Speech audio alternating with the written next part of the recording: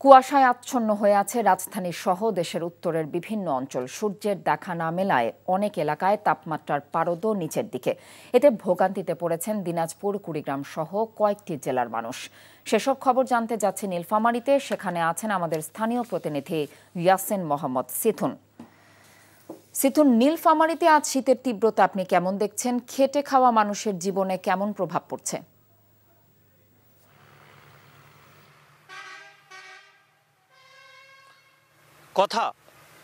গত 4 দিন ধরেই নীলফামারীতে তীব্র শীত, ঘন কুয়াশা এবং ঝিরঝিরে শিশির বিন্দু পড়ায় একেবারেই জনজীবনে নাভিশ্বাস নেমেছে। আজ সৈয়দপুর আবহাওয়া অফিসে সর্বনিম্ন তাপমাত্রা রেকর্ড করা হয়েছে 13.2 ডিগ্রি সেলসিয়াস। আবহাওয়া অফিস সূত্রে আমাদের জানিয়েছে আকাশে মেঘের পরিমাণ বেশি থাকায় তাপমাত্রাও বাড়তে পারছে না এবং তাপমাত্রার চেয়ে শীত বেশি অনুভূত হচ্ছে।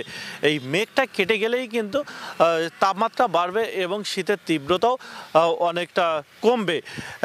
আর এই শীতে সরিষা এবং গমের কিছুটা ভালো হবে, আর আলু এবং বীজতলার ক্ষতি হচ্ছে। আর ভুট্টার কিন্তু ততটা সমস্যা না হলেও আর শীত বাড়লে আরও সমস্যা হবে। আমরা দেখতে পাচ্ছি একটি ভুট্টার ক্ষেতে রয়েছি, দেখছি ভুট্টার ক্ষেতে কৃষকরা, চাষিরা পরিচর্যা করছে, স্প্রে করছে যাতে কোনো রোগ বালাই আক্রমণ করতে না পারে, শীতের তীব্রতায় যেন ক্ষতি না হতে পারে। দেখছি যে কৃষকরা সেই ভোরবেলা থেকেই তারা কাজ শুরু করেছে।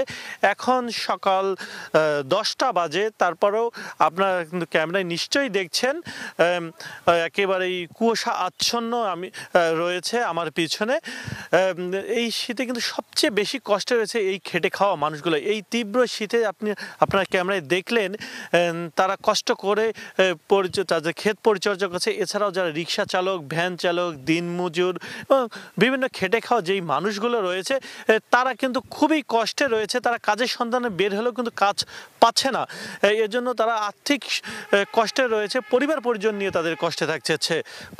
এই ছিল নীলফামারী থেকে আমার কাছে সর্বশেষ শীতের তথ্য।